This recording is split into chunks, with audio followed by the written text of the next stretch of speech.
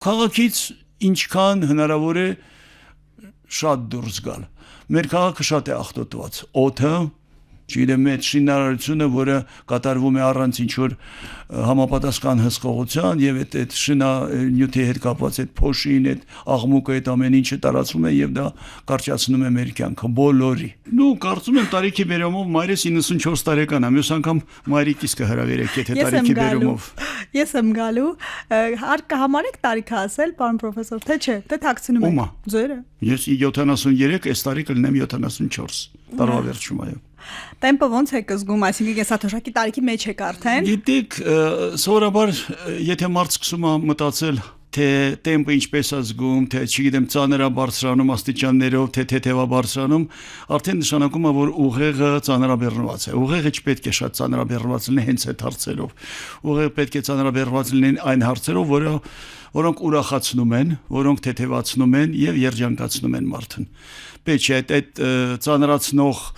բոլոր մտքերը պետք է զերծ մնաս դրանցից։ Ձեզ ինչն է ուրախացնում, գործով եք ապրում, գործն է ոգևորում։ Գիտեք, կան մարդիկ, որոնք ասում են իմ առաջնայինությունը դա իմ աշխատանքն է, կարծում եմ այդ մարդիկ կամ ստում են կամ այդքան էլ երջանիկ չեն կյանքում։ Իհարկե կյանքում ամենաերջանկացնող մթնոլորտը դա ընտանեկան մթնոլորտն է։ Ինչ ուզում են ասեն, ինչպես ուզում են մեկնաբանեն, ես կարծում եմ, որ այն մարդիկ, ովքեր կտրված են ընտանիքից, չունեն հնարավորություն ավելի շատ շփվեն ընտանիքի անդամների հետ եւ հատկապես երբ որ դու արդեն տարիքը դառնում ես եւ ունես հնարավորություն շփվես արդեն ավելի երիտասարդ սերնդի հետ, ասենք թորնիկների հետ, դա լրիվ ուրիշ արդեն շունչ է քեզ հաղորդում։ Ես կարծում եմ, որ երջանիկ մարդիկ այն մարդիկ են, ովքեր կարողանում են անընդհատ երիտասարդների հետ շփվեն։ Եվ երիտասարդները դա չի նշանակում ինչ որ 17, 18, 20, 25, ոչ, նաև նորածին երեխաների հետ։ Դա էներգիա է քեզ հաղորդում։ Եվ ես դա գիտեմ որպես նաև մասնագետ գիտեմ, որ դու պետք է անընդհատ շփվես երիտասարդների հետ, որպեսզի քո էներգիան անսպառ լինի։ Թե չշփվելով, չգիտեմ, մեկուսանալով, քեզ առանձնացնելով, դա կյանքի ուղի չի։ Որակ չի տալիս կյանքին։ Մեր հաղորդման հյուրերի մեջ ես այսպես ինքս ինձ վիճակագրություն եմ արել, կենսաբանները երկարակյացների մեջ են։ Դուք այստեղ օրինաչափություն տեսնում եք, դուք երբևէ դրաշուշ մտածել եք եւ ինչպես է ձեր առօրյան անցնում։ Դուք ինձ ասեցիք, չգիտեմ, գաղտնիքի կարգով, որ այնուամենայնիվ ամենառավոտ տնական օղին իմացած տեղից օգտագործում եք։ Երևի չէ նոր բան չեմ բացահայտի։ Գիտեք ինչ, գալիս է մի ասենք ժամանակաշրջան, մի տարիք է գալիս, մի շեմ է գալիս, որ արդեն դու պետք է մի քիչ քեզ սահմանափակես։ Սահմանափակես, այսինքն սնունդը պետք է սահմանափակվի։ Ես ունեմ ընկերներ, որոնք ասենք ինչ որ այդ հարցում շատ փնթի են կարելի ասել ու շատ իր չեն, պետք է նրբանկատ լինես այդ հարցերում հատկապես, այսինքն քիչ ուտես։ Մարդ ասենք 40 տարեկանից հետո, երբ որ արդեն օրգանիզմը արդեն չի աճում, դու պետք է սահմանափակես, դու պետք է ուտես այնքան կալորիաներ դու պետք է ուրեմն ներբեռնես, ինչքան դու ծախսում ես։ Այդպես պետք է լինի, թե չէ եթե դու ինչ որ ավելի շատ ես ներբեռնում, դու պարզաբար դու պետք է արդեն Ավելորդ քաշը դա առաջի գործոնն է սրտանոթային հիվանդությունների նկատմամբ, այո, դա կարևոր է, դա խմիչքի հետ կապված, ես չեմ ասում դու չպետք է խմես, ես շատ եմ սիրում լավ գինին, բայց ասենք շատ մի երկու գավաթ հերիք է, ասենք կա մի սովորություն, որը ես երկար տարիներ արդեն հետևում եմ դրան, ես ունեի աղիների հետ կապված մի ոչ շատ դուրեկան ինչ-որ բան, ոչ դուրեկան լավ, մի երևույթներ, որոնք ոչ ակադեմիկոսներ, ոչ չգիտեմ պրոֆեսորներ չստանձնեցին բուժել եւ ասեցին հետդ պետք է տանես այն աշխարհ, ասեցի հետս այն աշխարհ ուրիշ բան եմ տանելու, սա չեմ տանելու։ Ինչ եք տանելու։ Ես հետո կպատասխանեմ դրան, բայց ես որոշեցի, որ պետք է անպայման դա բուժվի։ Եվ դա բուժեցի արդեն ժողովրդական, այսպես ասած, բժշկության միջոցով ամեն առավոտ այն ժամանակ 3 ամիս անընդհատ ես թթեողի էի խմում 30-40 միլիլիտր։ չէի հարբում, parza դրանից հետո ճաշում էի, նախաճաշում էի, բայց այսօր ես դա շարունակում եմ շաբաթ կիրակի օրը առավոտյան անոթի փորի վրա, այսինքն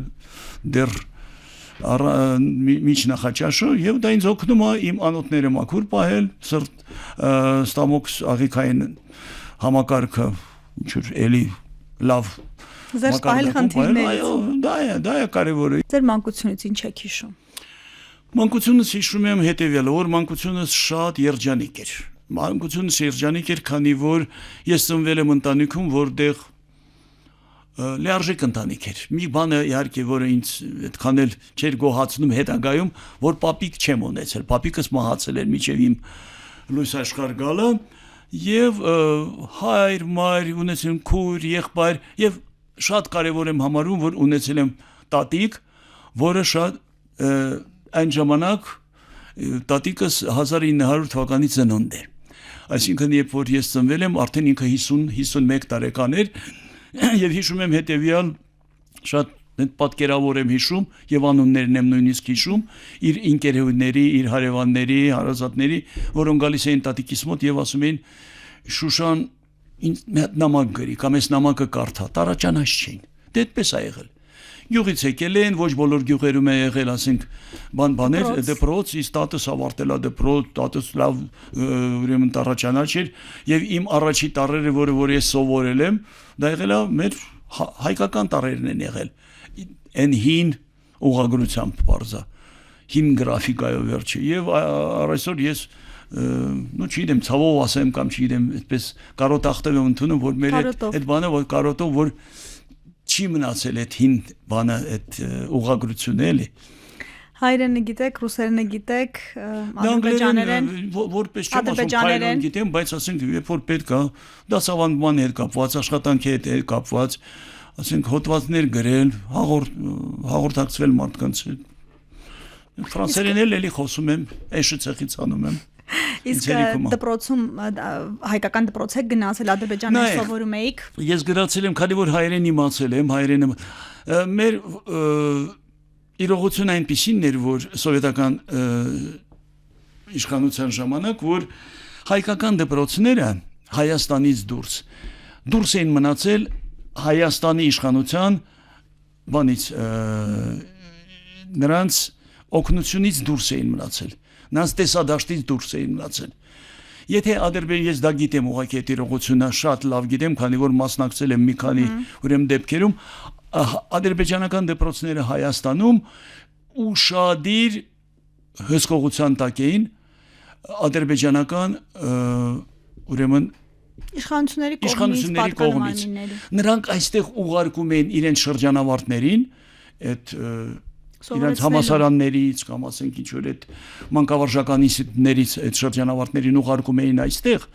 եւ բացի այն աշխատավարձից, որ նրանք ստանում էին այստեղ, նրանք լրացուցիչ աշխատավարձ էին ստանում նաեւ Ադրբեջանի իշխանությունից եւ նրանք տարբեր ոչ օրինական ճանապարհներով նաեւ օգնում էին, որ նրանք այստեղ ձեռք բերեն ինչ որ մի հողակտոր, ամուսնանան եւ մնան այստեղ։ Այսինքն դա քաղաքականություն էր, որը որ շատ հստակ կերպով իրականացում էր։